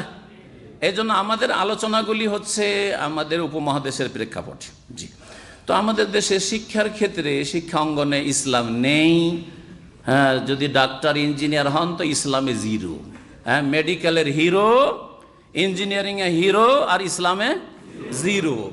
বাংলা ভাষার প্রফেসর পিএইচডি করা, ইংলিশের প্রফেসর পিএইচডি করা, কিন্তু ইসলাম সম্পর্কে একেবারে জিরো, প্রাইমারি স্টেজেরও কোনো জ্ঞান নেই, মাধ্যমিক তো দূরের কথা। জি, তাহলে শিক্ষার ক্ষেত্রে ইসলাম থেকে আংশিক যারা বেরিয়ে থাকলো, আল্লাহর আযাবের শিকার হবে কি হবে না? বালা মুসিবত আসবে কি আসবে না?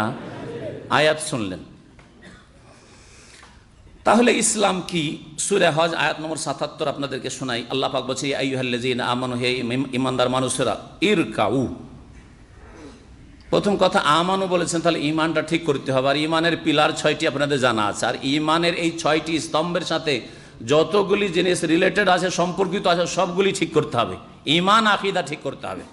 তারপরে ইরকাউ ওয়াসজুদু, রুকু করো, সিজদা করো, সালাত আদায় করো, নামাজি হইতে হবে। তাওহীদ প্রতিষ্ঠা করে কি করতে হবে? নামাজি হইতে হবে। রুকু, সিজদা, ওয়াবুদু রাব্বাকুম, এবং তোমাদের রবের সমস্ত ইবাদত বন্দেগী করো। এখন এক একটা করে ইবাদত বন্দেগী তো গণানো সম্ভব নয়, সেজন্য আল্লাহ পাক রুকু সিজদার কথা বলে দিয়ে, যেটা গুরুত্বপূর্ণ ইবাদত তাওহীদের পরে 5 ওয়াক্ত সালাত, সেটার কথা উল্লেখ করে দিয়ে আল্লাহ বলছেন, ওয়াবুদু রাব্বাকুম, তোমাদের রবের ইবাদত বন্দেগী করো। রবের ইবাদত বন্দেগী হচ্ছে আল্লাহ পাক যা আদেশ করেছেন বা তাঁর রাসূল আদেশ করেছেন বা তাঁর রাসূল করেছে, সেগুলি পালন করা। আর আল্লাহ এবং তাঁর রাসূল সাল্লাল্লাহু আলাইহি সাল্লাম যা নিষেধ করেছেন, যেই কথা কাজগুলি, সেগুলি থেকে বিরত থাকা, এটি হচ্ছে ইবাদত। পজিটিভ ইবাদত, নেগেটিভ ইবাদত। আমরা সাধারণ মানুষরা মনে করি যে নামাজ পড়লে ইবাদত হলো, সওয়াব হলো।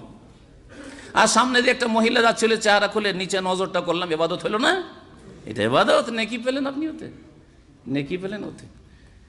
লোকেরা সবাই হারাম খাচ্ছে, হারাম ব্যবসা করছে, হ্যাঁ, আর আপনি হালাল ব্যবসা করছেন, অথচ আপনার সংসার চালানো মুশকিল হচ্ছে।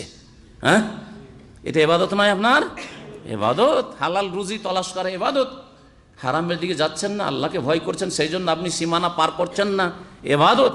তাহলে ইবাদত যেমন ইতিবাচক পজিটিভ রয়েছে, তেমনই নেতিবাচক রয়েছে। ওয়াবুদু রাব্বাকুম, আর তোমাদের রবের ইবাদত বন্দেগী করো। ইবাদত বন্দেগী ছাড়া আর ঈমানিয়াত ছাড়াও যে দ্বীন ইসলাম পূর্ণাঙ্গ জীবন বিধান, সেই জন্য আল্লাহ পাক এমন একটি বাক্য বলছেন, দ্বীন ইসলাম সমস্ত বিধিবিধান আর সমস্ত দিক তাতে চলে আসবে। বলছেন, ওয়াফআলুল খাইরা, তোমরা ভালো কাজগুলি করো। ওয়াফআলু আল খাইরা, ভালো কাজগুলি করো। এখন দেখেন ভালো কাজ কোনটা? আল্লাহ এবং রাসূল যা বলেছেন তাই ভালো কাজ করতে বলেছেন, এবং আল্লাহ এবং রাসূল যা নিষেধ করেছেন তাই তা থেকে বেঁচে থাকে হচ্ছে ভালো কাজ। তাহলে ভালো কাজ শুধু মসজিদে সীমিত নয়, আপনি দোকানে বসে হালাল সত্য কথা বলে রুজি রোজগার করছেন, ভালো কাজ কিনা? হারাম থেকে বাঁচছেন, মিথ্যা থেকে বাঁচছেন, আপনি ধোঁকা দেওয়া থেকে বাঁচছেন, জালিয়াতি থেকে বাঁচছেন, ভালো কাজ কিনা? মা বাবার সাথে টেলিফোন করছেন, খোঁজ নিচ্ছেন, ভালো কাজ কিনা? স্ত্রীকে টেলিফোন করে খোঁজ খবর নিচ্ছেন, ভরণ পোষণ পাঠাচ্ছেন, ভালো কাজ কিনা? মুসলিমের সাথে সদ্ব্যবহার করছেন, সালাম দোয়া করছেন, ভালো কাজ কিনা? অমুসলিমের সাথে সদ্ব্যবহার করছেন, ন্যায় নীতি অবলম্বন করছেন, ভালো কাজ না মন্দ কাজ? ভালো কাজ। কারণ ন্যায় প্রতিষ্ঠার ক্ষেত্রে মুসলিমের মধ্যে আপনার ন্যায় সীমিত থাকবে না। যেমন মুসলিমের সাথে ন্যায়ের আচরণ করবেন, ইনসাফ করবেন, তেমনি অমুসলিমের সাথেও ইনসাফের নীতি অবলম্বন করতে হবে, সুবিচার কায়েম করতে হবে। আল্লাহ পাক রব্বুল আলামিন সূরা আলে ইমরানের 119 নম্বরে বলেছেন যে ওয়াতু মেনুনা বিল কিতাবে কুল্লিহি, কিতাবের সব কিছুকে তোমরা বিশ্বাস করবে, কিতাবের সব কিছুকে তোমরা বিশ্বাস করবে, কোরআনে কারিমে রসুলের হাদিসের সবগুলিকে মানার চেষ্টা করবে।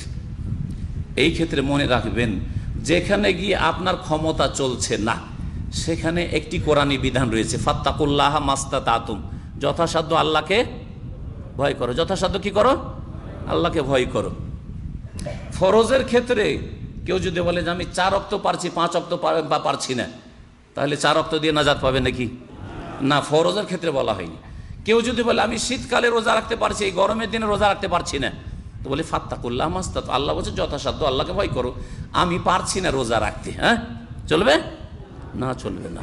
ফরজের ক্ষেত্রে এই বিধান প্রযোজ্য না, সুন্নত নফলের ক্ষেত্রে, সুন্নাত নফলের ক্ষেত্রে, অথবা এমন ফরজ যেই ক্ষেত্রে আল্লাহ পাক ছাড় দিয়েছেন, ডিসকাউন্ট করেছেন, যেমন সফরের কসর নামাজ, যেখানে মুশকিল সেখানে আসান, সফরে কষ্ট হওয়ার সম্ভাবনা বেশি, এজন্য 4 রাকাত বিশিষ্ট নামাজগুলিকে 2 রাকাত পড়েন। 4 রাকাত তো পড়া ফরজ ছিল, কিন্তু সফরে আসলে আল্লাহ হালকা করে দিলেন। জি হ্যাঁ। তারপরে দাঁড়িয়ে নামাজ পড়া ফরজ কিনা? ফরজ নামাজ দাঁড়িয়ে যদি কেউ নামাজ পড়তে পারে, বসে নামাজ পড়লে চলবে? হবে না। নফল নামাজ হবে, অর্ধেক নেকি পাবেন, সুন্নত নফলগুলি হবে কিন্তু আধা নেকি পাবেন। আমাদের দেশের লোকের আধা নেকি চাই। কত চাই? আধা নেকি চাই। এটা জ্ঞানীর পরিচয়? যদি আপনার কফিল বলে যে তোমাকে আমি অপশন দিচ্ছি, 1000 রিয়াল বেতন নিতে পারো, 2000ও নিতে পারো, বোঝা গেছে? এখানে পাশে যদি ডিউটি করে 1000 রিয়াল বেতন, আর 3 কিলোমিটার দূর একটু যেতে হবে, বেশি না 2-3 কিলোমিটার যেতে হবে, 2000 বেতন, কোনটা নেবেন? 20 কিলোমিটার যেতে হবে। 20 কিলোমিটার হয়রান হয়ে লাভ কি? 1000 বাড়ির কাছে, বাসার কাছেই ডিউটি করবো, নেবেন? 1000 বেতন, 2000 বাদ দিয়ে 1000 বেতন নেওয়া লোক আছে নাকি? দুনিয়াতে কোনো পাগল নেই, আধা পাগলও নাই, ঠিক না? হ্যাঁ, দুনিয়ার ক্ষেত্রে নাই, কিন্তু দিনের ক্ষেত্রে বড় পাগল আছে। আমাদের দেশের লোকেরা খোড়ার মতো বসে বসে সুন্নাত পড়ে, নফল পড়ে, হ্যাঁ মাগরিবের পরে বসে বসে নফল পড়ছে, এসা পরে বসে বসে নফল পড়ছে।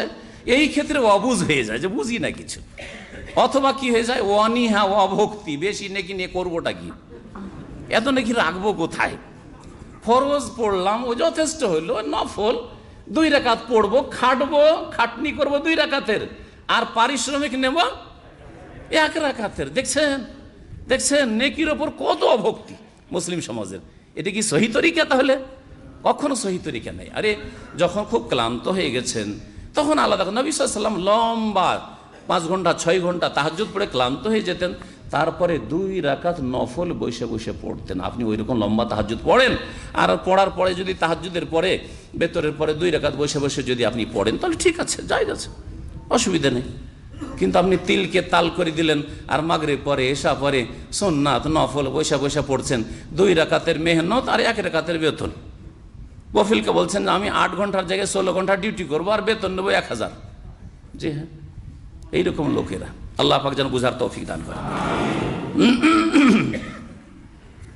তাহলে দ্বীন ইসলামে কি বলা হয়েছে? যেমন আকীদার কথা বলা হয়েছে, ইবাদতের কথা বলা হয়েছে, তেমনি বলা হয়েছে ওয়াফআলুল খায়রা, যে কোনো ভালো কাজ করো। এইটি হচ্ছে দ্বীন ইসলামের মর্ম কথা, দ্বীন ইসলামের হাকিকত। এই হচ্ছে পূর্ণাঙ্গ দ্বীন ইসলাম। দ্বীন ইসলাম পালন করার ক্ষেত্রে একদল বিভ্রান্তির শিকার হয়েছে, যারা কিছু জ্ঞান চর্চা করে, ইসলাম পড়েছে, লেখাপড়া করেছে, কিন্তু আমল করে না।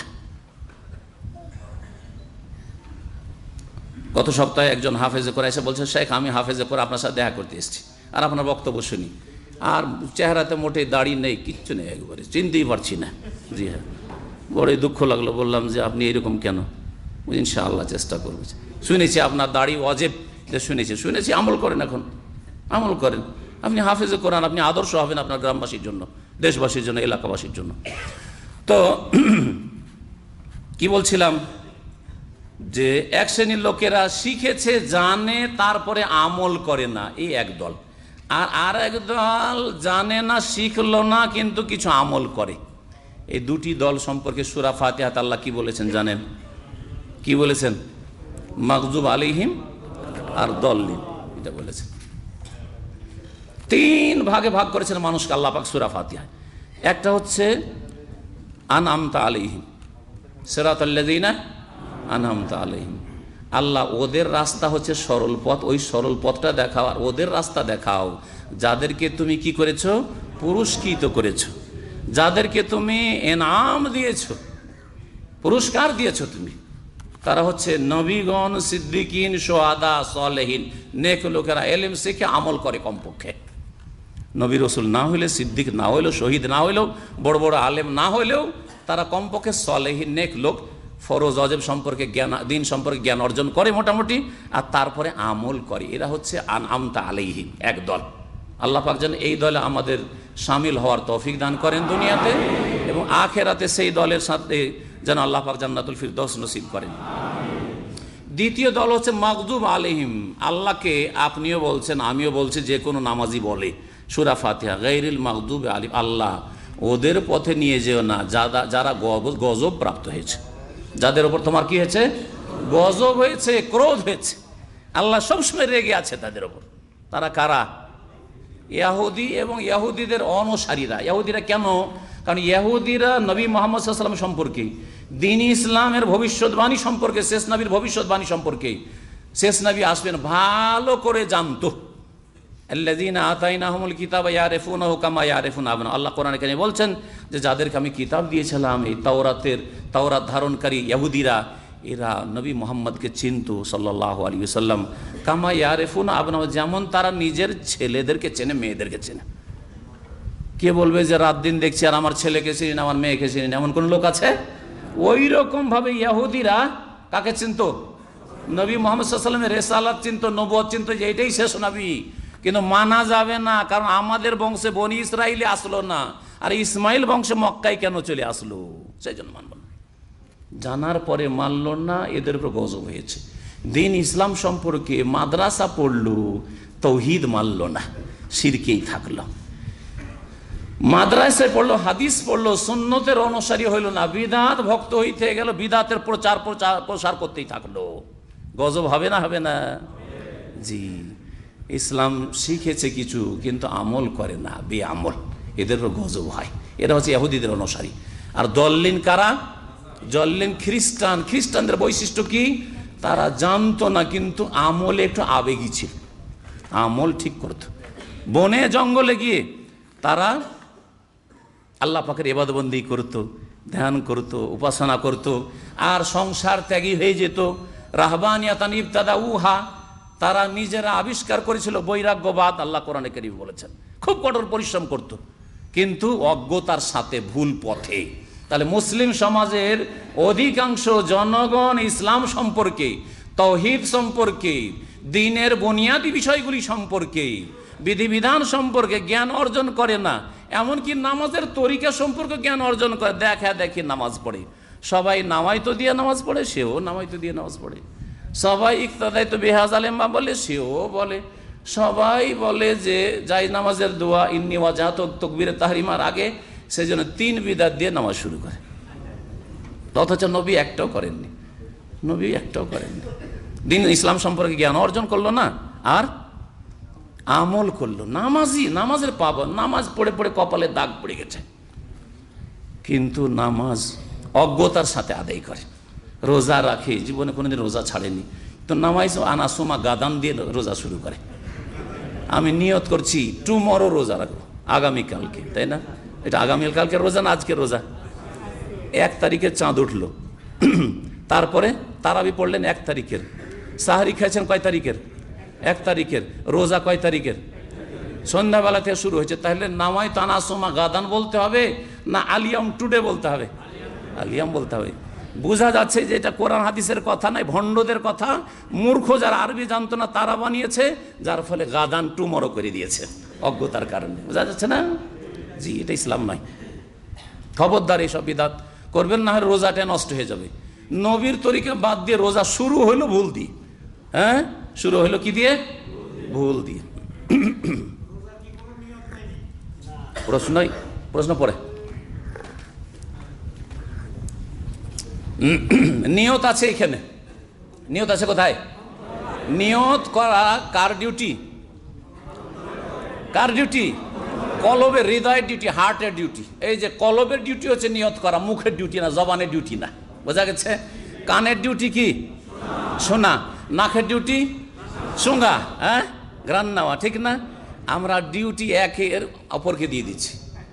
কলবের ডিউটি, কেউ যদি হাত দিয়ে না খেয়ে বা মুখ দিয়ে, হাত দিয়ে উঠিয়ে মুখ দিয়ে না খেয়ে নাক দিয়ে যদি খানা ভরে, তো মূর্খ লোক না, পাগল না? ঠিক তেমনি কলব দিয়ে নিয়ত করতে হবে, অন্তরে সংকল্পের নাম নিয়ত। এরা মুখে নিয়ত করে, নাক দিয়ে খাবার খায়। বুঝা গেছে? জি হ্যাঁ। দ্বীন ইসলামকে বোঝা, যারা অজ্ঞতার কারণে আমল তো করে কিন্তু আমল কবুল হয় না, তাদের মধ্যে খ্রিস্টানদের চরিত্র রয়েছে। এলেম তো নাই, শিখবে না ইসলাম সম্পর্কে, কিন্তু আমল করবে। মুসলিম সমাজের অধিকাংশ জনসাধারণের অবস্থা ওইরকম। তারা এলমের ক্ষেত্রে ইসলাম থেকে আংশিক বেরিয়ে আছে, আমলের ক্ষেত্রে ঢুকে আছে। আমলের ক্ষেত্রে ঢুকে আছে ইসলামে, আর এলমের ক্ষেত্রে বেরিয়ে আছে। সুতরাং বালা মুসিবতের শিকার। জি, তাহলে দ্বীনে ইসলামে পূর্ণভাবে প্রবেশ করাটা কেমন, এই ব্যাপারে শোনেন। উলামায়ে কেরামরা উল্লেখ করেছেন যে দ্বীন ইসলামে পূর্ণরূপে প্রবেশ করা হচ্ছে যে আল্লাহর দ্বীনকে বাহ্যিকভাবে আর আভ্যন্তরীণভাবে আঁকড়ে ধরা।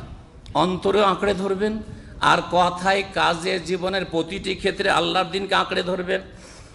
আর আকিদার ক্ষেত্রে ইলতিজামুন ফিল মুতাকাদ, আকিদার ক্ষেত্রে দ্বীনের পাবন্দি করবেন, ইবাদতের ক্ষেত্রে দ্বীনের পাবন্দি করবেন, আখলাক চরিত্রের ক্ষেত্রে দ্বীনের পাবন্দি করবেন, মামলাত হালাল হারাম জায়েজ না জায়েজ, কোনটা খাবো কোনটা খাবো না, কোনটা করব কোনটা করব না, এই ক্ষেত্রে দ্বীনের পাবন্দি করবেন।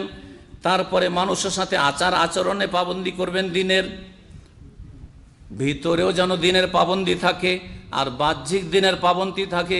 মসজিদেও দ্বীনের ইসলামের পাবন্দি করবেন।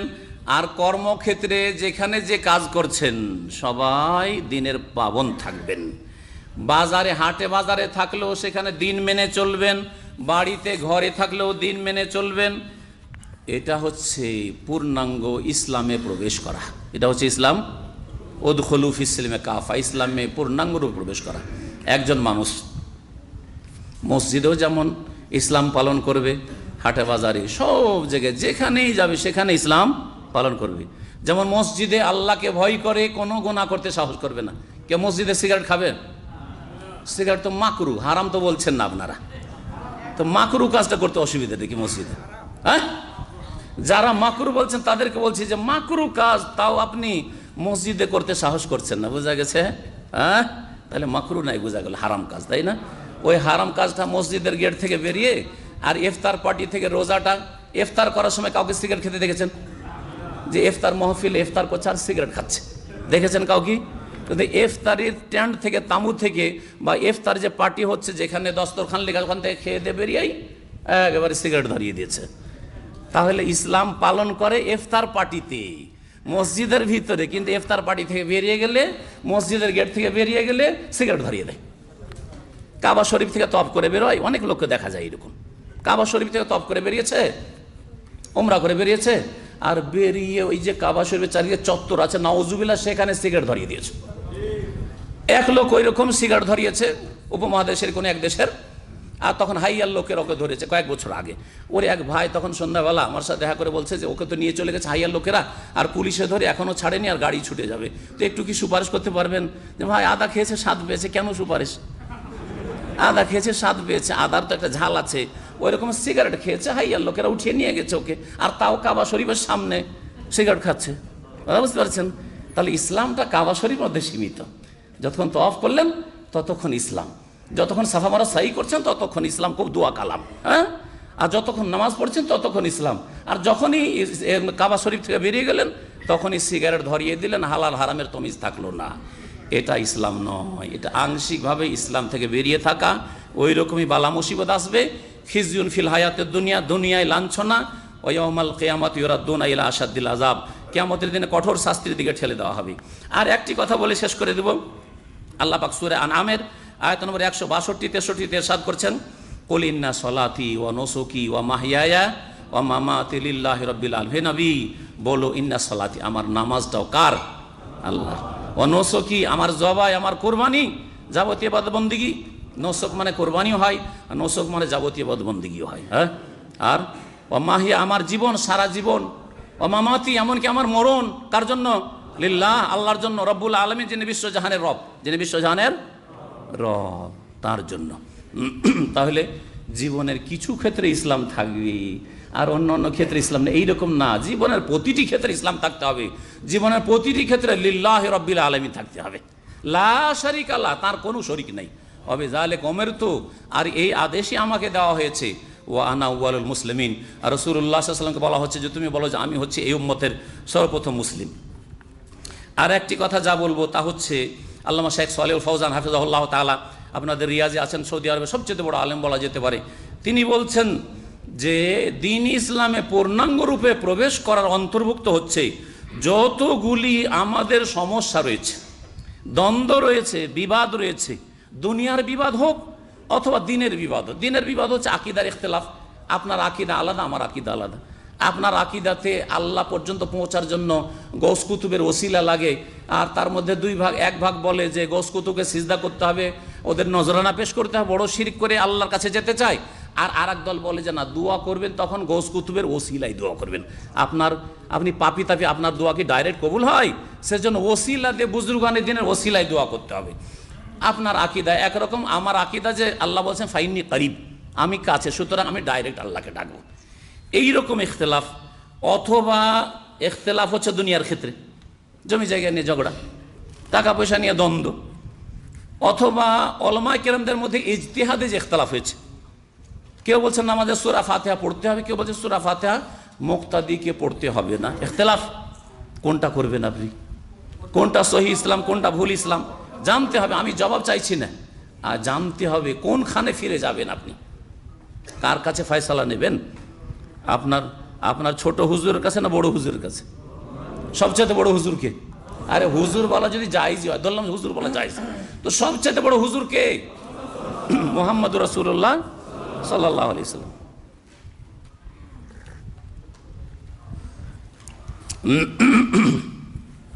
উলামায়ে কেরামদের ইজতিহাদে যে দ্বিমত হয়েছে, ইখতিলাফ হয়েছে মাসলা মাসাইলে, ইবাদতের ক্ষেত্রে হোক অথবা জায়েজ না জায়েজ মুআমালাতের ক্ষেত্রে হোক, সুন্নাত বা বিদআতের ক্ষেত্রে হোক, সমস্ত ক্ষেত্রে বিচার নিয়ে যেতে হবে বিমা আনজালাল্লাহ, আল্লাহর নাজিলকৃত বিধানের কাছে, আল্লাহ নাজিলকৃত বিধানের কাছে, কোরআনে কারীমের কাছে আর রাসূলের হাদিসের কাছে। ফাইন তানাজাতুম ফি শাইইন ফারুদ্দুহু ইলাল্লাহি ওয়ার রাসূল, আল্লাহ বলছেন সূরা নিসায়, তোমরা যদি কোনো বিষয়ে দ্বিমত করো তাহলে আলেমদের কাছে আর সমাধান না, উপরে যাও, আল্লাহর কাছে ফিরে যাও, কোরআনে কারীমের কাছে অথবা রাসূলের হাদিসের কাছে ফিরে যাও।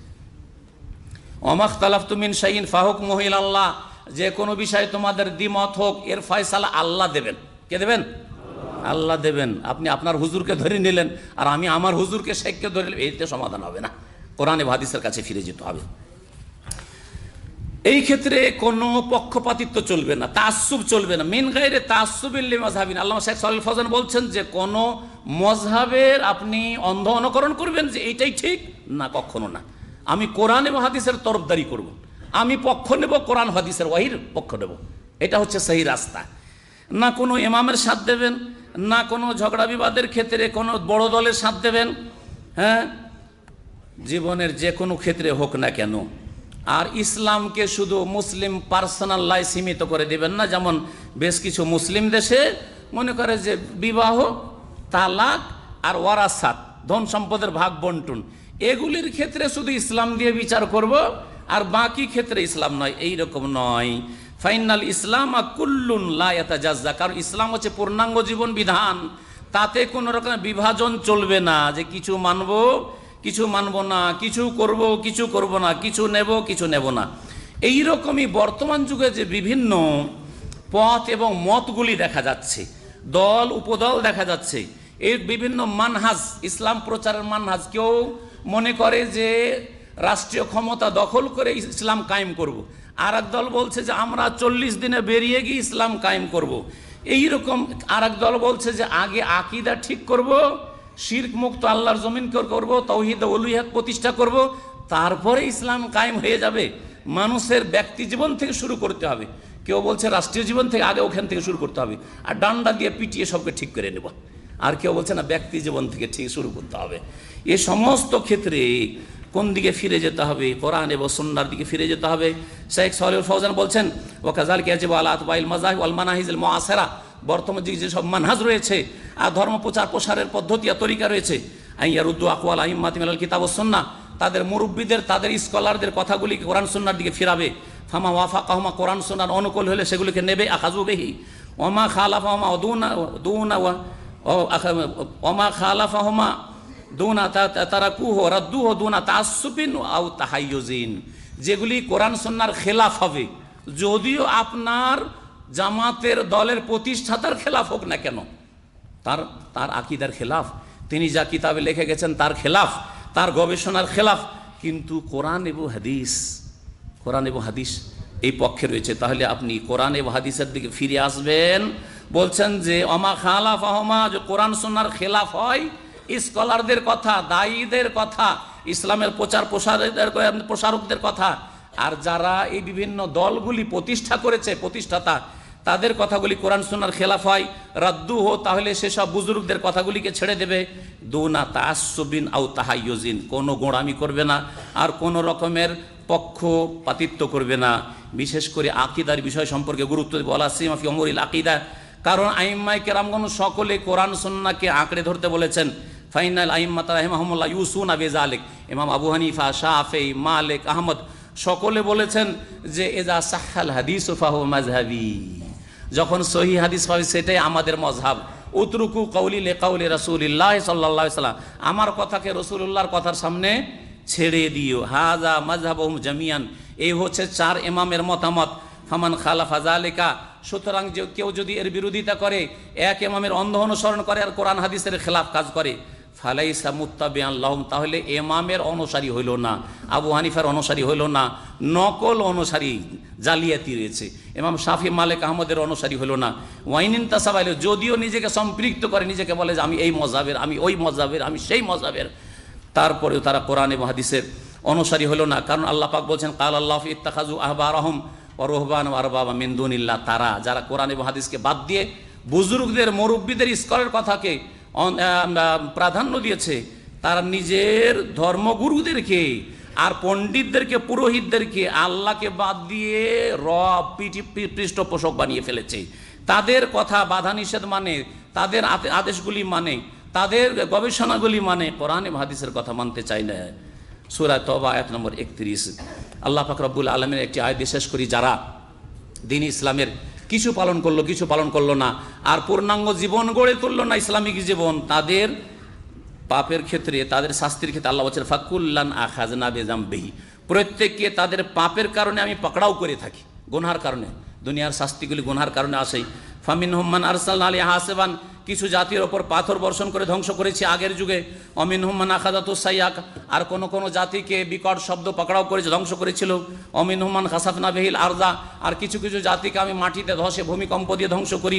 অমিনহুম মান আগারাকানা, কাউকে ডুবিয়ে দিয়ে আমি ধ্বংস করেছি, আর বন্যা দিয়ে ডুবিয়েও ধ্বংস করে। আমাদের দেশে বন্যারও বালা মুসিবত আসতে থাকে আমাদের পাপের কারণে, দ্বীন ইসলামকে জীবনের প্রতিটি ক্ষেত্রে প্রতিষ্ঠা করার চেষ্টা না করার কারণে, আর ব্যক্তি জীবন থেকে সহি আকীদা থেকে শুরু না করার কারণে। আল্লাহ পাক বলছেন ওমা কান আল্লাহু লিয়াযলিমাহুম, আল্লাহ জুলুম করেননি, ওয়ালাকিন কানু আনফুসাহুম ইয়াযলিমুন, তবে তারাই নিজেদের উপর জুলম অত্যাচার করেছে। আল্লাহ পাক রব্বুল আলামিন যেন আমাদেরকে দ্বীন ইসলামের জীবনের প্রতিটি ক্ষেত্রে আমল করার তৌফিক দান করেন, দ্বীন ইসলাম প্রতিষ্ঠার আল্লাহ পাক যেন তৌফিক দান করেন। শেষখানে আমার বক্তব্যের সার কথা বলবো কয়েকটি কথাই। কোরআন এবং হাদিস হচ্ছে ইসলামের উৎস, এখান থেকে এলম হাসিল করার মাধ্যমে আপনি ইসলামে পুরোপুরি প্রবেশ করবেন। 1 নম্বর, এলম হাসিল করবেন কোথা থেকে? কোরআন এবং হাদিস থেকে, যেটা ইসলামের উৎস। 2 নম্বর, আকীদা, কোরআন এবং হাদিস ভিত্তিক আকীদা রাখবেন। ইসলামে প্রবেশ করলেন আকীদায়, আকীদা সহি, আবার নামাজ পড়েন না, যেমন আমাদের দেশে কিছু লোকের আছে, বলে আমি আহলে হাদিস, নামাজ পড়েন, যে নামাজটা শুধু পড়িনি, হ্যাঁ চলবে? আহলে হাদিস হইতে পারলেন না, চলবে না। তাহলে 3 নম্বরে, এবাদতটা কোরআন এবং হাদিসের অনুসারী হইতে, পুরাপুরি এবাদত হইতে হবে, ফরজ কমপক্ষে আদায় করতে হবে নাজাতের জন্য, মুসলিম হওয়ার জন্য। জি, তারপরে সুন্নত আদায় করবেন, আপনার মার্কস বাড়বে। আল্লাহ পাক যেন তৌফিক দান করেন। বললাম তাহলে কিসের কথা? এলম, ইসলামের জ্ঞান হাসিল করে কোরআন হাদিস থেকে। আকীদা ঠিক করবেন কোরআন এবং হাদিসের আলোকে, ইবাদত বন্দেগী ঠিক করবেন তরিকা হবে রাসূলুল্লাহ সাল্লাল্লাহু আলাইহি ওয়াসাল্লাম কোরআন এবং হাদিসের আলোকে। তারপরে হালাল রুজি গ্রহণ করবেন, হারাম থেকে বেঁচে থাকবেন, মানুষের সাথে ভালো আচরণ আখলাক চরিত্র গঠন করবেন। আপনি আপনার স্ত্রীর সাথে, আপনার ছেলে মেয়েদের সাথে পারিবারিক জীবনকে ইসলামিক করবেন, নিজের ব্যক্তি জীবনকে ইসলামিক করবেন, সমাজকে ইসলামিক সমাজ বানাবার চেষ্টা করবেন। যেখানে যতদূর পর্যন্ত যে পৌঁছিতে পারছেন দ্বীন ইসলামকে প্রতিষ্ঠা করার চেষ্টা করবেন। আল্লাহ পাক যেন তৌফিক দান করেন। ওয়া সাল্লাল্লাহু আলা নবিয়িনা মুহাম্মদ ওয়া আলা আলিহি ওয়া সাহবিহি আজমাইন।